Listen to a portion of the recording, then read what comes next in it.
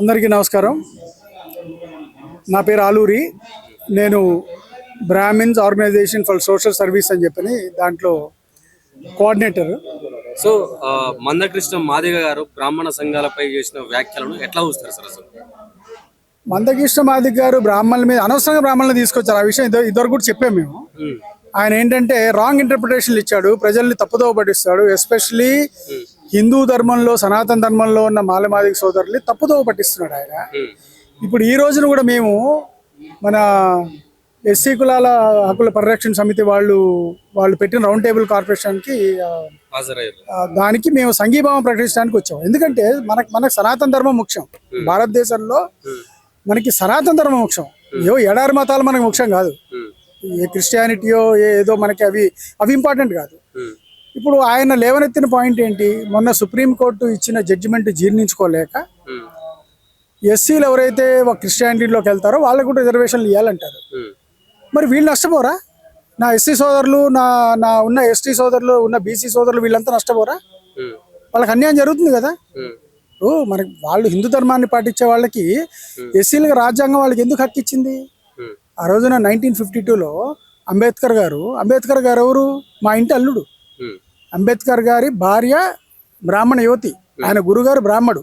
అంబేద్కర్ ఇంటి పేరు ఎక్కడి నుంచి వచ్చింది? అది బ్రాహ్మణుల ఇంటి పేరు. అది అంబేద్కర్ గారు అందరి మనిషి, మా ఇంటి మనిషి, బ్రాహ్మణులు సర్వే జన సుఖినోభవంతో అందరినీ మనస్ఫూర్తిగా కోరుకునే బ్రాహ్మణ జాతిలో పుట్టినందుకు మేము ఎంతో గర్విస్తున్నాం. మేము ఎప్పుడు విద్వేషాలు రెచ్చగొట్టలేదు. ఎవరు బాగుండాలని, ఎవరు బాగోకూడదని పొరపాటున కూడా ఎవరు ఏ బ్రాహ్మణుడు కోరుకోడు. మేమేంటంటే మేము ఉద్యోగాలు చేసుకున్నా మా కులవృత్తిని కాపాడుకుంటూ కాపాడేది మా ఒక్క ధర్మమే. మేము ఎన్ని ఉద్యోగాలు చేసినా అవతలవాడు బాగుండాలని చెప్పి పూజలు పునస్కారాలు గుళ్ళో ఏం చేసినా అందరు శ్రేయస్ కోరేకి వస్తాం. కానీ ఇప్పుడు ఎవరైనా గుడికి వచ్చినా కానీ నీది ఏ కులం అని అడగం, ఏ గోత్రం అని అడుగుతాం. గోత్రం అనేది ఏంటి? మన పిన్ కోడ్, మన రూట్, మన అడ్రస్, మనం ఎక్కడి నుంచి వచ్చాము. ఇప్పుడు జంబూదువే భరతకండే అని చెప్పి మనకి మంత్ర స్టార్టింగ్లో మనకి ఏంటంటే ఒక అడ్రస్ వస్తుంది. మన ఇంటి అడ్రస్ దాకా వస్తుంది. మన వర్షం, మన ఋతువు, మన మాసం ఇవన్నీ వస్తాయి. అది అడ్రస్ అది. సో ఇప్పుడు ఆయన ఎట్లా డివైడ్ చేయడానికి ట్రై చేస్తున్నాడు? మేబీ మాకున్న అనుమానం ఏంటంటే ఈ ఎస్సీలు ఎవరైతే క్రిస్టియానిటీలోకి వాళ్ళు ఇప్పుడు కన్వర్ట్ అయ్యారో ఆ క్రిస్టియానిటీ వకాల్తా పుచ్చుకుంటే మేబీ వాళ్ళు దశభాగం ఇస్తా అన్నారేమో. మేబీ వచ్చే దశభాగంలో దశభాగం ఆయనకి రాకుండా మరి ఆయనకి ఏంటి? ఆయన ఎందుకు మరి కన్వర్ట్ అయిన ఎస్సీలకి వాళ్ళ క్రిస్టియానిటీ దళిత సామాజిక వర్గానికి చెందిన అతనే కదా ఆయన కన్వర్ట్ అయ్యాడు. ఈ విషయం చాలా మందికి మొన్నటిదాకా తెలియదు. ఆయన ఇప్పుడు చిన్నప్పుడే ఎప్పుడో ఆయన కన్వర్ట్ అయిపోయాడు. సో ఓకే, కన్వర్ట్ అయితే ఆయన వ్యక్తిగతం. ఇప్పుడు దాంట్లో ఎస్సీ సోదరులు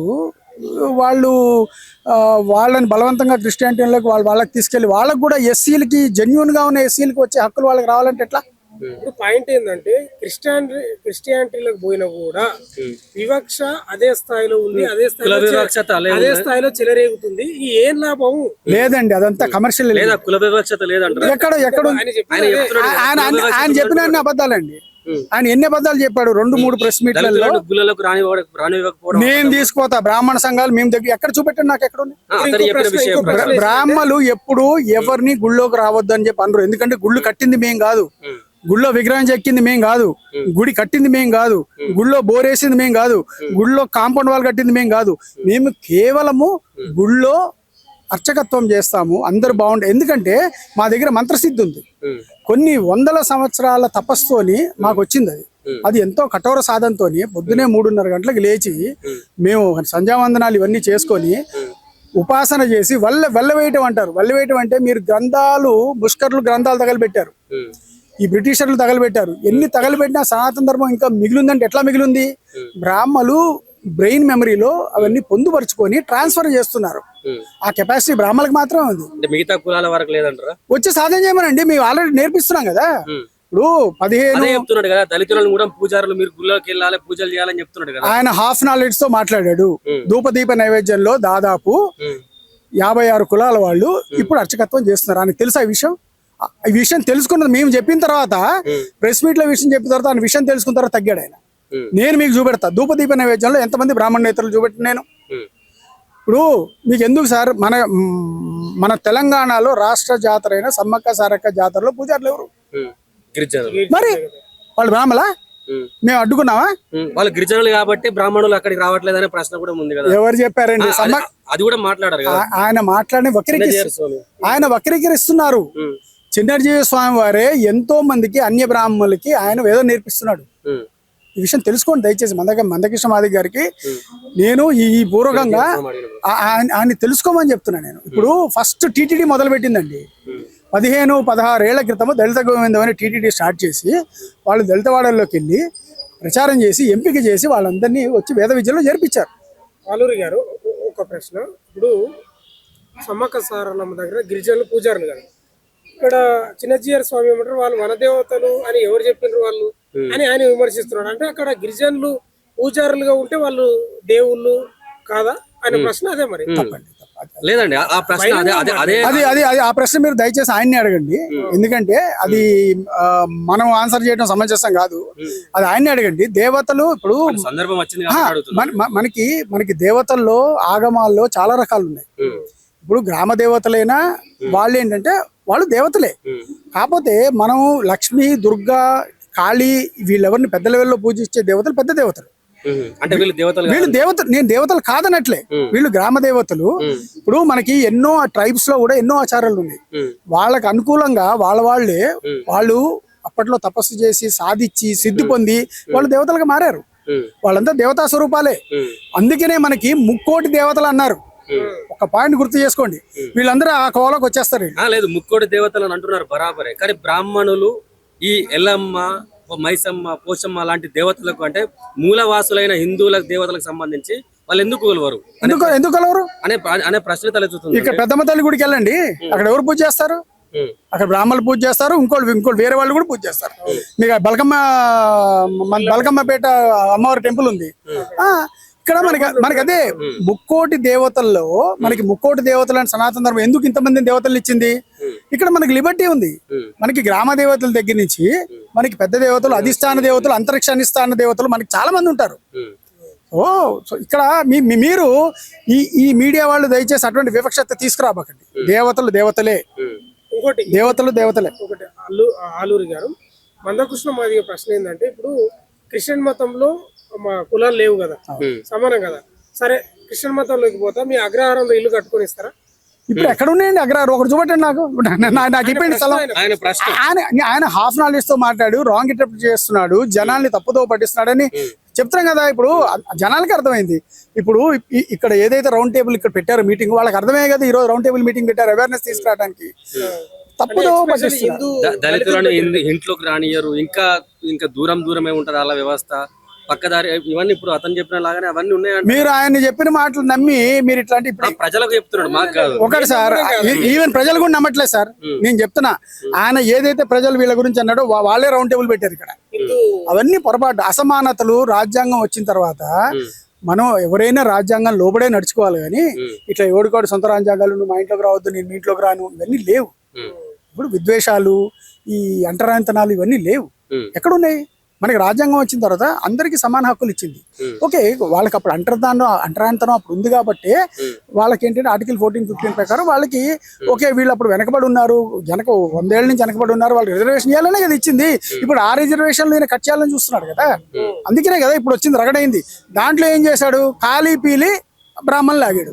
ఆయన ఏమనుకున్నాడు? బ్రాహ్మణులు మాట్లాడలేరు అనుకున్నాడు. నేను చెప్తున్నా, బ్రాహ్మణులో 4 రకాలు ఉంటారు. సుధామ, పరశురామ. ఓకే, మీకు ఒక్క నిమిషం సార్, ఇది కొంచెం ఎడిట్ చేసుకోండి.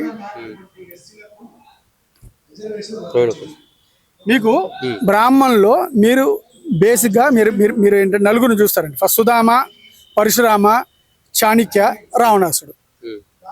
చాణక్య మీకు తెలుసు, మీకు సుధామ తెలుసు. మందకృష్ణ మాదిగ గారికి రెచ్చగొట్టి అనవసరంగా మాలో ఉన్న పరశురాముడిని, రావణాసుడిని బయటికి లేపకద్దని చెప్తున్నాను. మేము రాజ్యాంగబద్ధంగానే ఏం పోతాం. చేయగలుగుతారు బ్రాహ్మణులు అని అంటే? రాజ్యాంగం మాకు కూడా చట్టం ఇచ్చింది. ఉమ్, రాజ్యాంగంలో హక్కులు అందరితో పాటు మాకు కూడా ఉన్నాయి. ఆయన ఆ డైలాగ్ తో ఏం చేశాడు? మత విద్వేషాలు రెచ్చగొట్టాడు ఆయన. మీరు ఏం చేయగలుగుతారని మీరు ఇట్లా క్వశ్చన్ చేస్తే మాకు కూడా రాజ్యాంగం ఉంది, అందులో చట్టాలు ఉన్నాయి. రాజ్యాంగ పరంగా మేము కూడా పోరాడగలుగుతాం. ఇన్ని రోజులు మేము బయటికి రాని వాళ్ళు ఇప్పుడు ఎందుకు బయటకు వచ్చాం? ఆయన తిట్టాడు కాబట్టే కదా. ఇప్పుడు మీ ఇంటికి వచ్చి మీ ఇంటి మీద రాళ్ళు వేస్తే చూస్తా కూర్చుంటారా మీరు? వెళ్ళి పోలీస్ స్టేషన్ కంప్లైంట్ చేయరా? మందకృష్ణ మీదనా దళితుల మీద మీ పోరాటం? దళితులు మా సోదరులండి. మందకృష్ణ కూడా దళిత వారి సామాజిక వర్గాలు ఆయన క్రిస్టియన్ కన్వర్టెడ్. ఆయన అంటే క్రిస్టియన్ల మీద మీ పోరాటమా? మేము క్రిస్టియన్లు తప్పు, మీరు రాంగ్ క్వశ్చన్ వేస్తున్నారు. క్రిస్టియన్ల మీద ఎవరి మీద బ్రాహ్మణులు పోరాడరు. అనవసరంగా మా మీదకి వచ్చి మమ్మల్ని అసలు మా పేరు ఆయన ఎందుకు తీసుకోవాల్సి వచ్చిందండి? అంటే వీళ్ళు మాట్లాడరు అనే ధైర్యమా? ఈ రోజు అట్లా లేరే. ఈ రోజు ఏ వర్ణము ఏ వర్గము అంత అల్పసంఖ్యాకులో ఎవరు లేరు. మాది Brahmins organisation for social service అని దేశం మొత్తం ఒక పెద్ద సంస్థ. ఇప్పుడు మాలో కూడా పెద్ద పెద్ద అడ్వకేట్లు ఉన్నారు, మాకు కూడా రాజ్యాంగం తెలిసిన ఉన్నారు. మేము కూడా కంప్లైంట్ చేయగలుగుతాం. ఎందుకు విద్వేషాలు లేపి, ఎందుకు కమ్యూనల్ ఇంబ్యాలెన్స్ ఎందుకు చేయాలి? సామరస్యంగా ఉన్న భిన్నత్వంలో ఏకత్వంగా ఉన్న భారతదేశం, మీకు ప్రపంచంలో ఒకటే ఒక దేశం భిన్నత్వంలో ఏకత్వం భారతదేశమే ఉంటుంది. ఇటువంటి దాంట్లో మీరు ఎందుకు చిచ్చు పెడుతున్నారు? అనవసరం కదా. ఇప్పుడు ఓకే, మీకు సుప్రీంకోర్టు జడ్జిమెంట్ మీకు డైజెస్ట్ చేసుకోలేకపోతే మీరు సుప్రీంకోర్టులో కొట్లాడండి, సెంట్రల్ గవర్నమెంట్ తో కొట్లాడండి. ఇక్కడున్న బ్రాహ్మణులు ఏం చేశారు? ఎందుకు చేశారు రాళ్ళు మా మీద? మా క్వశ్చన్ అది. ఇప్పుడు మా ఉద్యోగాలు మేము చేసుకుంటూ, మా పూజలు మేము చేసుకుంటూ మేము ప్రశాంతంగా ఉన్నవాళ్ళం, మీరు మమ్మల్ని ఎందుకు రెచ్చగొడుతున్నారు? ఆయన మమ్మల్ని ఒక్కళ్ళనే అనలే, హిందూ మతంలో ఉన్న అన్న హిందూ దేవతలను తిట్టాడు. అన్ని ఒక్కరి భాషలు. అంటే ఈ రోజు ఇప్పుడు మీలాంటి యంగ్స్టర్స్కి ఏమవుతుంది? ఆయన చెప్పిందే వేదం అవుతుంది. మీకు ఇప్పుడు అసలు హిస్టరీ మీరు అంతా మర్చిపోతారు. ఆయన చెప్పింది వేదం. ఇప్పుడు మేము మా ఎక్సర్సైజ్ ఏం స్టార్ట్ చేసాం? రియాలిటీ మేము ముందుకు తీసుకురావడానికి ట్రై చేస్తాం. ఇప్పుడు మనకి రామాయణ మహాభారతాల పురాలు ఇవన్నీ అమెరికాలోనే, ఒక భారతదేశంలోనే ఉన్నది. మీరు ఏ దేశంలో పోండి మీకు అవి ఉండవు. అసలు వాళ్ళే మన ఫాలో అవుతున్నారు సార్. సైన్స్ కంటే ముందు పుట్టింది సనాతన ధర్మం. సనాతన ధర్మంలోంచే ఇప్పుడు సైన్స్ పుట్టింది. సైన్స్ ఇంకా రీసెర్చ్ చేసి, మీరు ఇప్పుడు జర్మనీ పోండి, మీరు వాళ్ళు సాంస్క్రిట్ నేర్చుకొని మన గ్రంథాలు చదివి రీసెర్చ్లు చేస్తున్నారు. ఇప్పుడు మనకి భరద్వాజ విమాన శాస్త్రం ఎక్కడి నుంచి వచ్చిందండి? వాళ్ళు రైట్ బ్రదర్స్ ఏరోప్లేన్ ఎట్లా కనుక్కున్నారు? భరద్వాజుని విమాన శాస్త్రంలోంచే ఏరోప్లేన్ కనుగొనడం జరిగింది. ఆ నాలెడ్జ్ ఎవరు ఇచ్చారు? సనాతన ధర్మం భారతదేశం నుంచి వచ్చింది అది. సో ఈయన ఇంత చరిత్ర గల భారతదేశం, ఇంత ఔన్నత్యం ఉన్న భారతదేశంలో మన తెలుగు రాష్ట్రాల్లో ఆయన ఒక వర్గాన్ని చూపెట్టి వీళ్ళే బూచిగా చేశారు అని అన్నారు. ఇప్పుడు ఈ రోజు అవుతున్న రౌండ్ టేబుల్ కాన్ఫరెన్స్ లో మనకున్న దళిత సోదరులు చాలా క్లియర్ గా ఈ తప్పు వీళ్ళది కాదు, బ్రాహ్మణులకి దీనికి ఏం సంబంధం లేదు, ఎవరి మీద బురద జల్లాలి కాబట్టి 2-3 సార్లు ఆయన గారు బకెట్ బురద వచ్చి వేసి మా మీద వేసిపోయాడు. అవసరం లేదు కదా అది. అంతే వీళ్ళు. అందుకనే సనాతన దళిత సోదరులకి మేము సంఘీభావం ప్రకటించడానికి వచ్చాం. వాళ్ళకి రాజ్యాంగబద్ధంగా రావాల్సిన హక్కులు వాళ్ళకి రావాలని మేము మనస్ఫూర్తిగా వాళ్ళ సంఘీభావం. ఇప్పటికీ మందకృష్ణ మాదిగ గారు కూడా, మీరు గర్వాపసి వచ్చేసి సనాతన ధర్మం రాండి, మేళ తాళాలతోటి మీకు స్వాగతం పలుకుతాం. మీరు ఎందుకు అక్కడ ఏముంది? అక్కడ ఎడారి మాత్రంలో ఇప్పుడు మాకేమర్థం అవుతుంది? మేబీ మీ బిజినెస్ కుంటపడుతుంది, మీకు వచ్చే దశభాగం రాకుండా పోద్దని చెప్పి వాళ్ళ కోసం పోరాడుతున్నారా? అవసరం ఏముంది మీకు? రాండి గర్వాపసి, మేళ తాళాలతోటి హైదరాబాద్ లో ఊరేగించి మిమ్మల్ని సంరక్షణ చేస్తాం గుడికి తీసుకెళ్ళి. వెల్కమ్ టు సనాతన ధర్మం బ్యాక్. అది నేను పిలిపిస్తున్నా.